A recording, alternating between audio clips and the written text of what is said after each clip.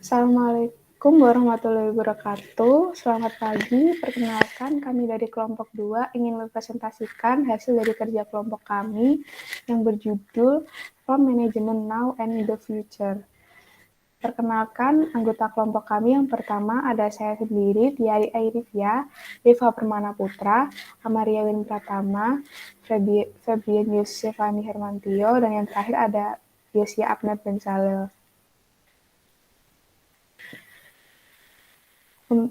Untuk isi dari pembahasan kelompok kami yaitu yang bagian pertama ada struktur pertanian dan peternakan serta strategi dalam pengembangan usaha tani. Yang kedua yaitu ada teknologi baru. Yang ketiga ada umur informasi dan yang keempat ada mengendalikan aset. Yang kelima ada sumber daya manusia. Bagian keenam ada produksi untuk memenuhi kebutuhan konsumen. Yang ketujuh ada kontrak dan integrasi vertikal. Yang kedelapan ada masalah lingkungan dan kesehatan. Dan yang terakhir ada globalisasi.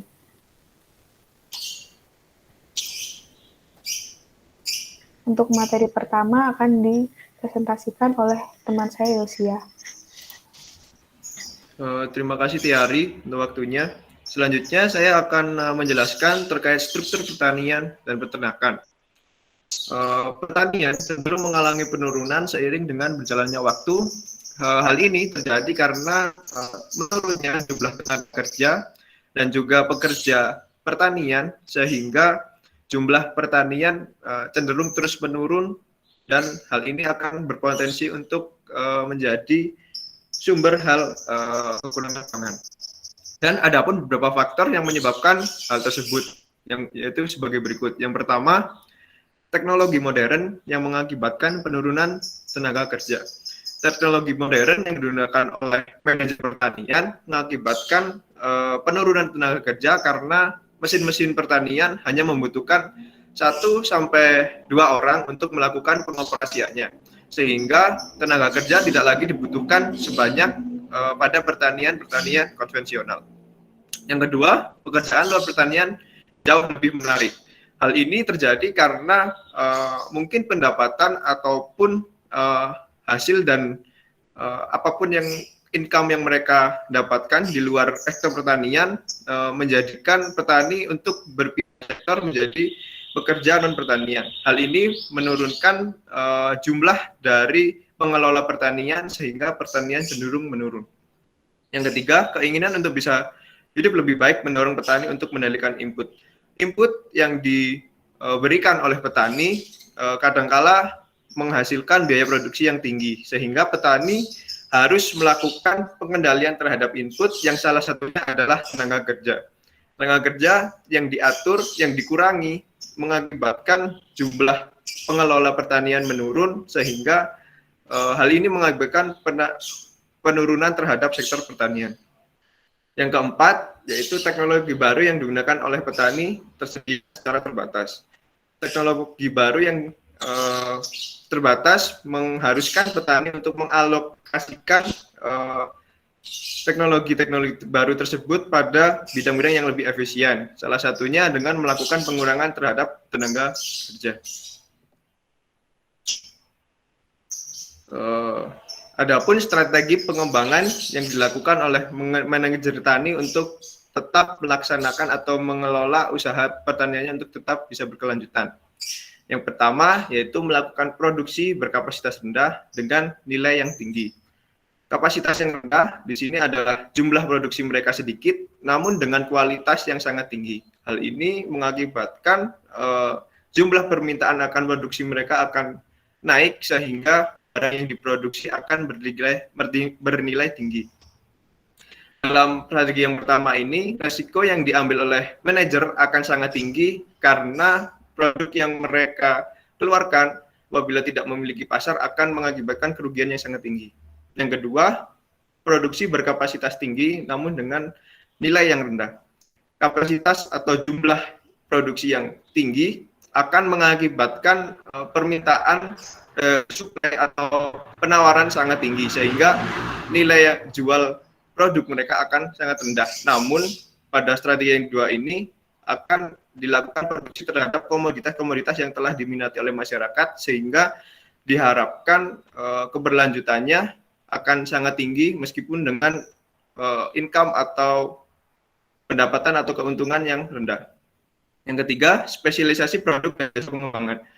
Beberapa manajer pertanian lebih memilih untuk melakukan spesialisasi produk dan jasa pertanian, di mana mereka belajar untuk bisa menjadi ahli dalam suatu metode atau teknik pertanian, sehingga mereka banyak diminati untuk diambil jasa atau di strategi yang ketiga ini mereka lebih menjual jasa mereka pada suatu keahlian. Dan yang keempat, manajer atau petani paruh waktu, di mana mereka bekerja pada dua sektor, yaitu sektor pertanian dan sektor non pertanian, di mana hal ini lebih menguntungkan secara finansial karena mereka mendapatkan income atau pendapatan dari dua sektor yang berbeda. Strategi usaha petani ini juga membuka mata petani untuk bisa melakukan corporate farm atau bekerja sama dengan kerabat atau tetangga mereka untuk bisa mendirikan satu usaha sehingga mereka bisa berkembang dalam sektor pertanian. Selanjutnya akan disampaikan oleh teman saya. Selanjutnya adalah teknologi baru. Manajer pertanian dapat memanfaatkan teknologi dalam melakukan kegiatan pertanian. Salah satunya adalah GPS atau Global Position System yang berfungsi untuk mengetahui posisi peralatan di lapangan, guna pengumpulan data, permudahan pemupukan maupun irigasi, serta peningkatan efisiensi kerja.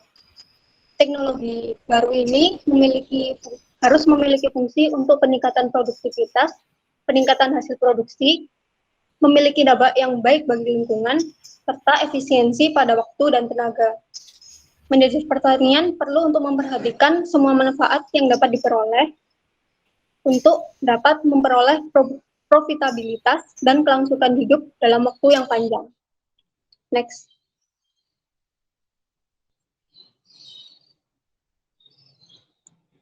Selanjutnya adalah umur informasi. Contoh perolehan data yang lebih tepat dan akurat dapat dilakukan dengan menggunakan teknologi seperti GPS dan sensor elektronik mini yang berfungsi untuk pengumpulan data di lapangan. Dan teknologi lainnya adalah seperti kartu debit dan barcode yang dapat mempermudah akses informasi maupun transaksi ekonomi. Perolehan data yang mudah, cepat, aktual, dan akurat dapat membantu manajer pertanian dapat dalam membuat keputusan yang tepat, menurunkan ketidakrelevanan informasi, serta meningkatkan kegunaan informasi dalam melakukan suatu kegiatan atau usaha. Selanjutnya akan disampaikan oleh teman kami. Selanjutnya ada mengendalikan aset. Manajer pertanian akan semakin harus bersaing dengan bisnis non-pertanian untuk mendapatkan akses modal karena pasar keuangan dan perkotaan menjadi lebih terikat. Petani harus mengatur metode akuntansi dan laporan keuangan sehingga mendapatkan akses ke pasar modal komersial. Manajer pertanian harus memutuskan apakah akan melatih seorang karyawan dalam melakukan kebutuhan akuntansi atau mempekerjakan seorang ahli dalam kepentingan keuangan. Mengontrol aset sendiri merupakan hal yang penting daripada memiliki aset tersebut. Pertanian adat atau konvensional atau pertanian yang turun-temurun dan produksi ternak kontrak merupakan cara lain di mana manajer yang baik dapat menerapkan keahlian tanpa mengambil resiko finansial kepemilikan. Next.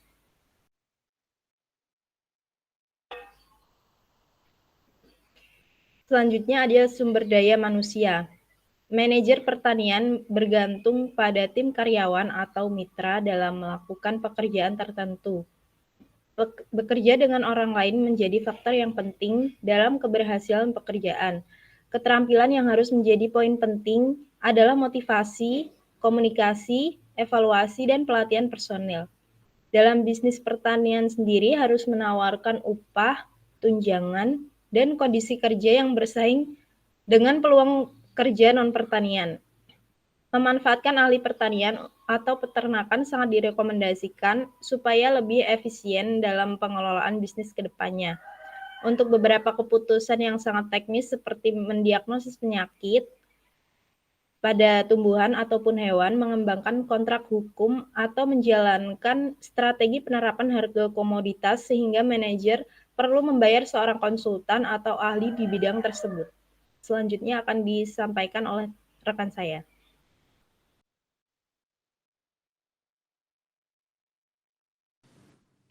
Yang selanjutnya yaitu ada produksi untuk memenuhi kebutuhan konsumen. Secara histori, hasil produksi dari pertanian ini tidak terdiferensiasi atau tidak dikhususkan untuk membuat suatu perbedaan dalam hasil produknya. Namun akhir-akhir ini adanya tren pembeli untuk menetapkan standar produk kepada produsen, sehingga hal ini mendorong produsen untuk lebih menjual hasil produksi yang terkhususkan. Contohnya seperti adanya permintaan terhadap busana yang berasal dari hewan dengan ukuran tertentu dan kualitas tertentu, adanya permintaan mengenai sayur dan buah organik yang dikhususkan untuk tempat-tempat tertentu seperti restoran ataupun diekspor, lalu adanya permintaan mengenai biofuel serta daging tanpa lemak. Hal ini dapat membuat pasar khusus ini memiliki nilai jual yang tinggi, sehingga manajer pertanian harus belajar mengenai pentingnya teknik produksi untuk memenuhi permintaan atau kebutuhan konsumen yang spesifik ini. Serta manajer pertanian juga harus mengevaluasi tambahan biaya dan peningkatan resiko terkait pasar yang khusus ini. Selanjutnya, ada kontrak dan integrasi vertikal. Selain terdapat beberapa petani yang memilih untuk menjual hasil produksi yang khusus, ada beberapa petani lain yang ahli dalam memproduksi produk yang umum. Namun umumnya pasar yang dimiliki dalam hal ini yaitu memiliki pasar yang kurang luas serta memiliki kualitas produk yang biasa. Sehingga dalam penjualan produk, petani menjalin kontrak atau hubungan ke sesama petani atau dengan distributor. Kontrak yang terjalin antar individu ini, seperti pengaturan, disebut dengan integrasi vertikal. Selanjutnya akan dilanjutkan oleh teman saya.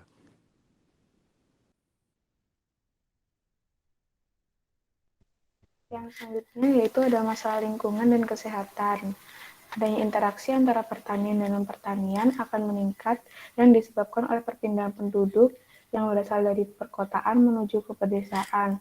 Hal ini akan mengakibatkan pencemaran lingkungan, baik pencemaran air maupun tanah yang disebabkan oleh pupuk kimia dan pestisida. Hal ini mengakibatkan manajer pertanian saat ini mengakui dan perlu mengikuti adanya implikasi lingkungan untuk perkembangan sistem produksi yang berkelanjutan. Semua manajer pertanian harus menyadari dan mengetahui akan dampak dari produksi mereka terhadap lingkungan, dan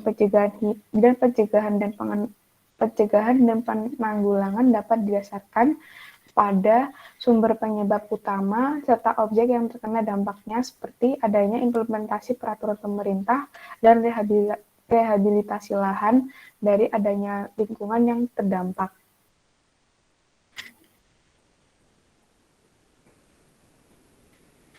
Yang terakhir yaitu ada globalisasi. Globalisasi menjadi salah satu dari adanya pergeseran struktur pasar komoditas pertanian. Perluasan pasar melalui perdagangan internasional menjadi jalan bagi para petani untuk meningkatkan dan menyalurkan produksi kepada konsumen. Contohnya yaitu melalui WTO atau World Trade Organization dan NAFTA atau North America Free Trade Agreement. Namun di banyak negara pemerintah melindungi petani dari persaingan asing melalui hambatan perdagangan, yang mana negara yang lebih menghasilkan produksi yang lebih efisien dapat melakukan pertukaran komoditas satu sama lain. Contohnya yaitu pada tahun 1994, negara Amerika Serikat dan Kanada meningkatkan hasil produksi biji-bijian mereka untuk dikirim ke negara Meksiko. Dan yang selanjutnya yaitu adanya globalisasi dapat menjadi peluang bagi perusahaan besar yang dapat memproduksi hasilnya secara lebih dan dapat menjadi ancaman terutama bagi petani kecil.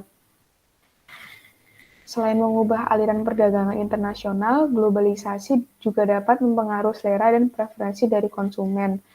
Yang terjadi saat ini yaitu masyarakat lebih menyukai dari adanya buah import seperti apel, pir, dan anggur daripada buah lokal, yang mana mereka berpikiran bahwa dengan adanya buah import tersebut memiliki kualitas yang lebih baik. Yang terakhir yaitu ada perubahan memaksa dari para petani dan peternak untuk lebih mengetahui lingkungan eksternal dan sumber daya guna memenuhi kebutuhan jangka panjang. Seperti petani saat ini lebih mementingkan mutu dari benih dan memperebutkannya dari petani satu ke petani lain untuk melakukan suatu budidaya tanaman. Sekian presentasi dari kelompok kami. Kurang lebihnya mohon maaf. Wassalamualaikum warahmatullahi wabarakatuh.